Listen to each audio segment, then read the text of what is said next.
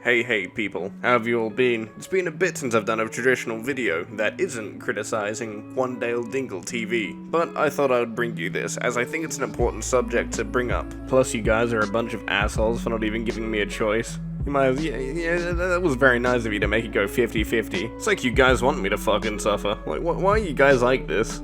What did I do? Also need to go credit, oh no, it's Alex, as he was the one that brought this to my attention as I watched his video, and I enjoyed it so enough that, I might as well make my own video on it, as I think this is a problem going forward in the gaming industry, as well as how just single-player games or games that don't need it. I am talking about online connectivity for a single-player game or a game that's co-op focused, that has a forced single-player online connectivity, or as it's referred to as an always-online game. This shit is commonly seen within Fortnite, Siege for Honor, and many other multiplayer games that follow the live service formula, and just how they go in general. And the game in question that we are referring to is a co-op game, meaning multiplayer is optional, it has a single-player component. And so do many other games, for example like For Honor has a single-player component.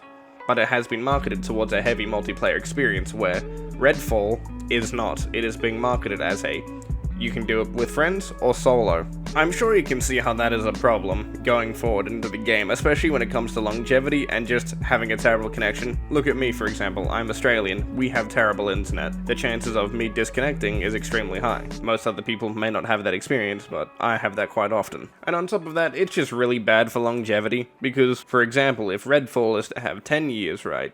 You can play it for that long, and then they finally shut down the servers, you are no longer able to play it because it's an always online game. That is a problem. For example, I will never be able to play For Honor. I've been playing that for how many years? 7, 8 years now. I've got fuck tons of time played on it, I've done a lot of things in that game. And I will not be able to play that knowing full well, 10, 20 years in the future, that I will never be able to play that game again. I will barely be able to look at clips. Can you see how that is a problem for a game that is being marketed, like REDFALL, as a co-op game? Look at other games as an example. Deep Rock Galactic. That has a single player. You are able to play that many years down the future. That right there is an example of how to approach it and accommodate both types of players. On top of that, it may even have access to peer-to-peer. You can use peer-to-peer without a dedicated server. For example, that is how people are recently doing Halo 3 servers back on the original 360. That's an example I never thought I would use. It also seems to have a pretty terrible anti-cheat behind it, which that's not surprising. When has anti-cheat, or most of them, ever been truly that good? There are only a few couple that I could actually think of that are actually good and don't fuck with you in any way possible. But the anti-cheat is not the main point of this video, as we are mainly talking about the online and always online connectivity of some of these games and how they are genuinely shit. I'm going to bring this up as an example, as this is pretty important. Examples like Australia, like I said a little bit earlier, we have terrible internet. We can barely even get 20 megabytes for average internet here. That is slow. It takes us forever to download games that are over 80 to 100 gig. It takes forever to download COD. Yes, there are some alternatives, but they are not worth. Especially that Australia only has really one real internet provider, NBN. Who the fuck likes them? No one likes them.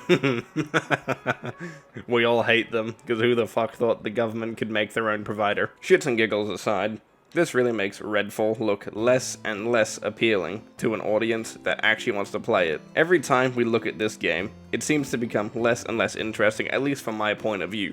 I don't see many Xbox fans, as well as PlayStation fanboys that are trying to shit on it, to have an interest in the game. And especially now that it's an always online, it's not worth. Why should I get it when I could get a game like Hogwarts Legacy that I can play offline and get to play 10, 20 years in the future? Okay, I'll be a bit of a cunt and give another example. Elden Ring. It has multiplayer. They've always been peer-to-peer. So with that, it allows it to have very longevity on top of its replayability and PvP replayability. So, this is nearly the end of the video, so I'll quickly run over some of the other stuff. If I need to make another video talking about the anti-cheat and going in-depth, I will do my research and take a look at that to show you what it's really going to do. But hopefully my next video will be a fanboy video if they do something stupid. It looks like they're gonna just make fun of us for a bit since I'm an Xbox fanboy.